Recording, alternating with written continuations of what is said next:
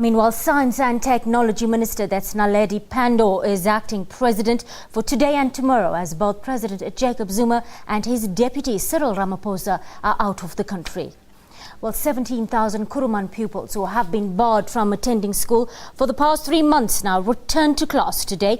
The Road Forum, which led the No Road, No School protest in the Northern Cape, says government has met its demands.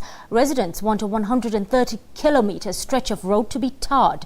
The protest came at a high price, though. Over 400 matriculants will not write the upcoming final exams. They will attend, though, a catch-up camp to prepare for supplementary exams in 2015. Children in lower grades must repeat the year. Last week, President Jacob Zuma voiced his sentiment on the issue during the official opening of the country's first ever presidential summit on local government in Johannesburg. I mean, in no country can have people demonstrating, stopping children from going to school because they want a road. And therefore their children must not proceed with education because they want a road. And everything must come to standstill. Well, about 17,000 children have gone back to school today in Kuruman in the Northern Cape. Community members in 5 villages prevented learners from going to class as they demanded a tarred road linking them to the N14, which leads to Kuruman and Vryburg. Our reporter, that's Margeret Mothibi, is with the community and we're live to her now. Good afternoon, Margeret, and thank you for your time on the PM News Desk. Good afternoon. Tell us very quickly, what brought about this big change of heart in the community? Well, basically what has been happening is that the Road Forum has been meeting with several different ministers and some government officials to talk to them and to raise their demands.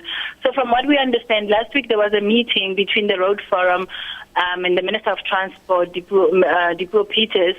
And in the meeting, they were tabling their demands, which is that they wanted a 130-kilometer stretch of road that will link all those rural villages that are a bit far from Kuruman to the N14, like you said in the intro.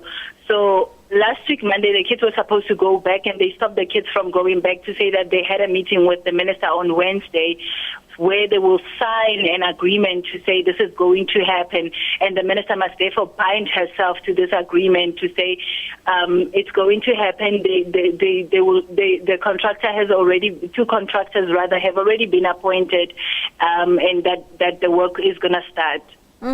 Margaret, we want to try and get a sense of the community here. Can you describe the living conditions of people in this area? These are very rural areas on the outskirts of Kuruman, and the road getting to those villages, it's quite torturous because it's not a road that is maintained, or it's not a road that they work on a regular basis. So basically when it rains, it's highly impossible to actually access those rural villages.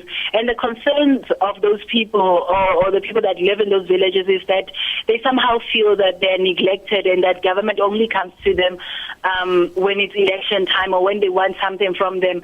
But when they call for help in terms of ambulances, when they have a crisis in the village, it's difficult for people to move from Kuruman to actually help people in those areas because of the condition of the roads.